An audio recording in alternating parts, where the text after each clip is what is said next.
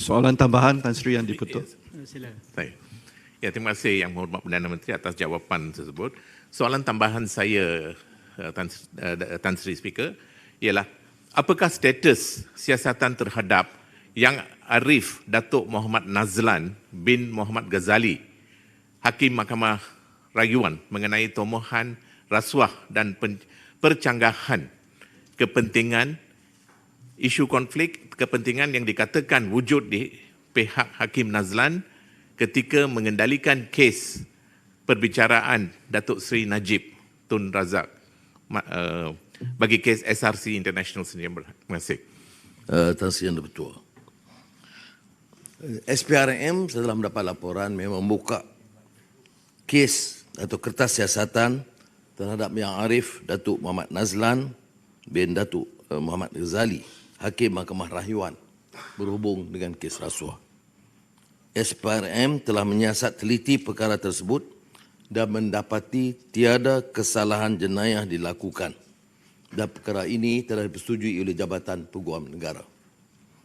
Berkenaan konflik kepentingan Hakim Nazlan, isu yang sama telah diputuskan oleh Mahkamah Persekutuan ketika menolak permohonan Datuk Seri Najib Tun Razak bagi mengemukakan keterangan tambahan atau keterangan baru. Dengan kata lain, isu konflik kepentingan telah diputuskan secara muktamad oleh Mahkamah Tinggi Negara.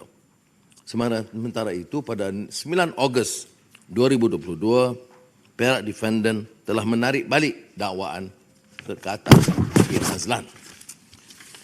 Alasan keputusan Mahkamah Persekutuan Tan Sri Yang di-Pertua adalah relevan kerana memuktamadkan kes ini bahawa sumber wang yang dikatakan telah diselewengkan dari SRC International Sdn Bhd tidak relevan bagi tujuan pembuktian pertuduhan melibatkan kesalahan jenayah pecah amanah. Elemen penting untuk dibuktikan bagi pertuduhan tersebut adalah sama ada tertuduh mempunyai dominasi terhadap dana yang diselewengkan. Mahkamah Persekutuan mendapati bahawa tidak ada kaitan di antara pekerjaan terdahulu Hakim Nazlan di Maybank dengan pertuduhan tersebut.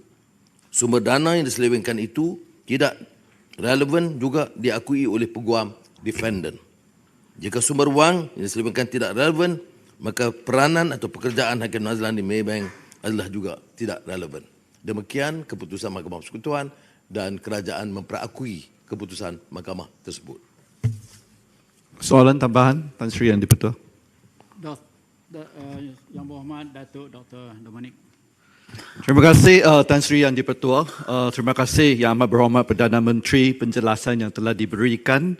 Soalan tambahan saya ialah nak memohon Perdana Menteri nyatakan mekanisme yang sedang digunapakai oleh SPRM bahawa setiap siasatan yang diadakan tidak dipengaruhi oleh kuasa politik termasuk juga arahan yang bermotif politik. Yang bagilah memastikan SPRM itu membuatkan siasatan mengamalkan kebebasan dalam siasatan mereka. Terima kasih.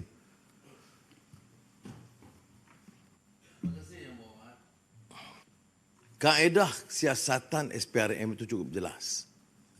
Ada laporan dibuat, siasatan dibuat.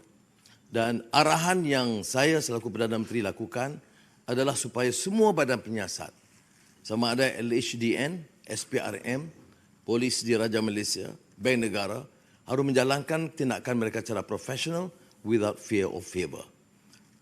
Jadi oleh yang demikian, untuk memutuskan, lihat pada fakta. Kalau semasa memegang kuasa, kita menggunakan kuasa itu, memberi kontrak kepada anak pinak, kepada keluarga dan kroni, memperkayakan diri, jangan dipersoalkan mengapa SPRM siasat. Dan bila SPRM siasat, jangan dianggap ini sebagai tomahan politik. Kekayaan tidak dapat diterangkan berapa banyak. Pengedaran wang berleluasa.